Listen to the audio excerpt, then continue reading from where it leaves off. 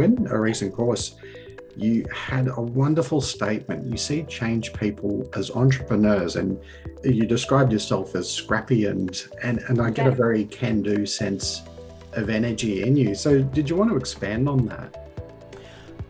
Well, I think that you, not every single change project, but a lot of the change projects that I worked on, I approach them almost as if it's a little startup. And if you were bringing a product to market, whether that's an actual physical product or whether it's a service, a lot of the things that we need to do as change managers would be exactly the same as bringing a new product to market. Whereas you're thinking about who is my audience, that's your stakeholder engagement, and who's my niche. And this is where, as change professionals, we might do personas and we set ourselves up avatars and we do the customer journey. This is exactly the same type of thing that you would do as an entrepreneur. Now, there are some of the things that we can't do inside organisations, but we have to find ways so that we can do them. And this is quite often where my courses have just evolved from. Things like, I'll just give you one example. So if you had a product and you were out there, and whether you were Facebook advertising or whether you were standing on a street corner and getting to it from friends and family, you would want to do what an entrepreneur would call drip feed marketing. You want to give people a tip of the day. You want to entice them to come along and buy your product. We need to be doing that inside our organisations. So whether that is with posts on Yammer or Workplace or emails, things like that. But it's pretty difficult for us to do with the technology that we've got inside companies.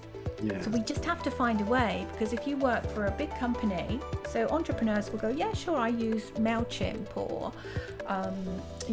Constant Contact or one of these. You can't use that in your company. So nearly everything that I have done is trying to get Microsoft Office to work in a way that I would need to do it as a business owner, like drip feed marketing.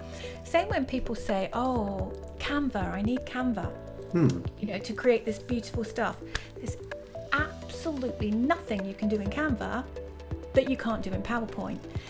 You just have to have the know-how there. And again, all of these almost, maybe not CRMs, but a lot of the stuff that you were looking to do in your CRMs in terms of analysing customer behaviour, aforementioned pivot tables or surveys, we've got to work with the tools that we've got.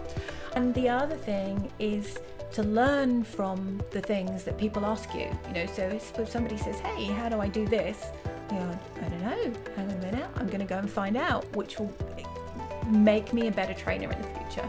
Absolutely. And quite energizing too, because you go, oh, wow, someone's thinking of a problem this way, or they came to me and you figured out the solution. And I like to be able to provide solutions. And again, this is another way of thinking of change.